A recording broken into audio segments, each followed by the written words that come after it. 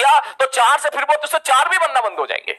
और एक बात तो मैं कहना भूल ही गया, और हाँ, अगर कोई बच्चा क्लास का ऐसा है, क्योंकि कुछ बच्चे ऐसे होते हैं जिनका दिमाग बहुत स्लो प्रोसेस होता है, अब उनसे मैं ये नहीं बोल सकता कि तेरे अंदर दिमाग नहीं है। एज ए टीचर ये बोलना बहुत गलत बात है, नहीं बोलनी चाहिए।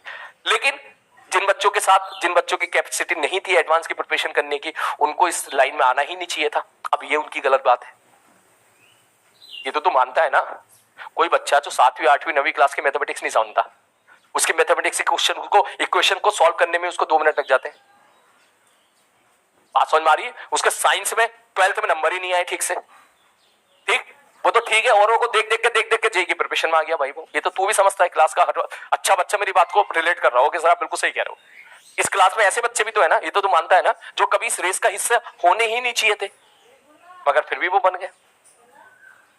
क्या करें इसमें? ठीक, उनको 7th 8th 9th क्लास की मैथमेटिक्स नहीं आती, ठीक, उनको अंग्रेजी समझ में नहीं आती, वो लैंग्वेज पढ़ते उनको अंग्रेजी ही, मैं यहाँ पे अंग्रेजी बैठ के तो ना सिखा रहा हूं उनको, और उनको अगर अंग्रेजी बैठ के सिखाने लग गया तो पढ़ने वाले बच्चों का नुकसान हो जाएगा। उनको बैठ के 7वीं 8वीं 9वीं क्लास की गणित पढ़ाने लग जाऊंगा तो पढ़ने वाले बच्चों का नुकसान हो जाएगा। ये तो समझता है। और ऐसे बच्चे कुछ ऐसे होते हैं जो फिर भी मेहनत नहीं करना चाहते, उस लेवल की मेहनत नहीं करना चाहते हैं, नहीं कर पाते हैं जिस लेवल की मेहनत चाहिए होती है। अब क्या बोले इस चीज को, क्या बोले बता, ठीक, इसका क्या समस्या का समाधान है? ठीक है, तो ऐसी दुविधा है तो उन बच्चों को फिर मैं बोलूंगा, बेटा मैं आपसे बोलूंगा भैया अपनी तरफ से जितनी ज्यादा से ज्यादा मेहनत हो पाए बेटा करो, ठीक है, करो। फिर क्या कर सकते हैं इस चीज को, मेहनत को। अब जब 4 टास्क उठा ही लिए हो तो पूरी जान लगाओ ना, फिर पूरी जान लगाओ, फिर तो दुनिया भर की सारी बातें भूल जाओ, केवल पढ़ाई दिखाई देनी चाहिए। तुम्हारे अंदर कमियां ज्यादा है, इसका मतलब तुम्हें मेहनत भी उतनी ही ज्यादा करनी पड़ेगी, इस बात को समझो।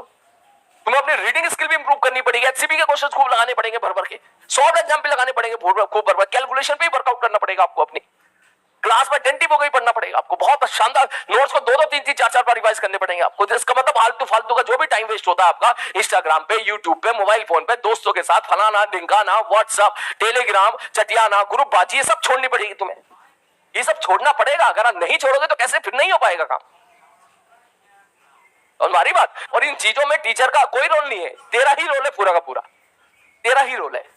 ना ही तू टीचर को यहाँ पे दोष दे सकता है, क्योंकि उसी सेम टीचर से पढ़ के तेरे ही बैच के बच्चे अच्छा परफॉर्मेंस कर रहे हैं, तू नहीं कर पा रहा है क्योंकि शायद तू उन बच्चों की तरह मेहनत नहीं कर रहा होगा। ठीक है, तो कुछ चीज तो छोड़नी पड़ेगी बेटा, ठीक है, मेहनत करनी पड़ेगी तुझे।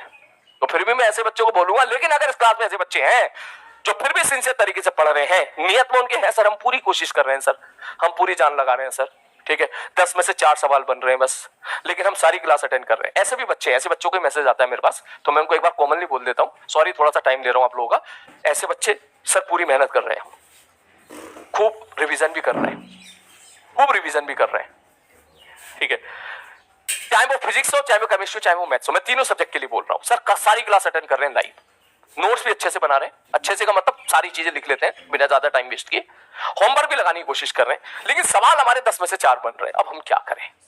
तो मैं उन्हें बोलूंगा बेटा ऐसे ही चलते रहो, रुकना मत, क्योंकि जहां तू रुक गया अभी तो 4, और अगर तू रुक गया तो 4 से फिर वो तुझसे 4 भी बनना बंद हो जाएंगे, फिर तेरी कहानी सवाल 1 या 2 पे आके अटक जाएगी।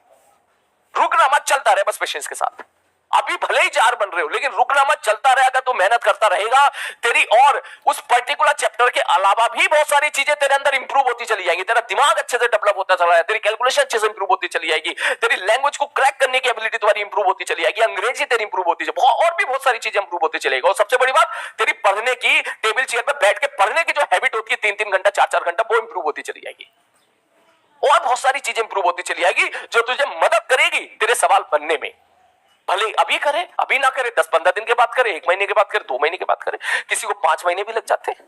कभी तूने देखा होगा किसी बच्चे का जेईई मेंस 1 में रैंक जा रही है 1 लाख और बच्चे ने जेईई एडवांस निकाल दिया, ऐसे बच्चे भी होते हैं। पिछले साल भी बच्चा था, उससे पिछले साल भी थी, एक लड़की थी इसी बैच में थी प्रयास में, उसका कुछ 1-1.5-2 लाख रैंक आई थी उसकी, और उसके बाद उसने 6000 रैंक कुछ जेईई एडवांस में जनरल रैंक, तो होता है कभी टाइम लग जाता है। तो उन बच्चों को बोलूंगा कि आप रुकना नहीं, आपको बस चलते रहो, चलते रहो, चलते, जहां रुके वही खत्म हो गए, चलते रहो, क्योंकि कुछ नहीं कह सकते कि किस चैप्टर का कितना आसान सवाल तेरे नसीब में आ जाए।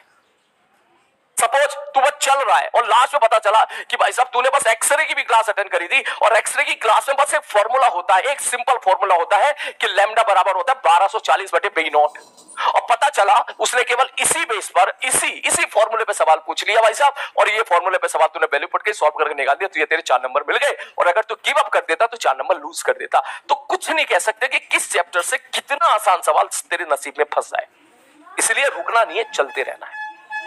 क्लियर है? चलो आज की क्लास यहीं तक रखते हैं भाई साहब, कल की क्लास में इसको आड़ा टेढ़ा मारेंगे।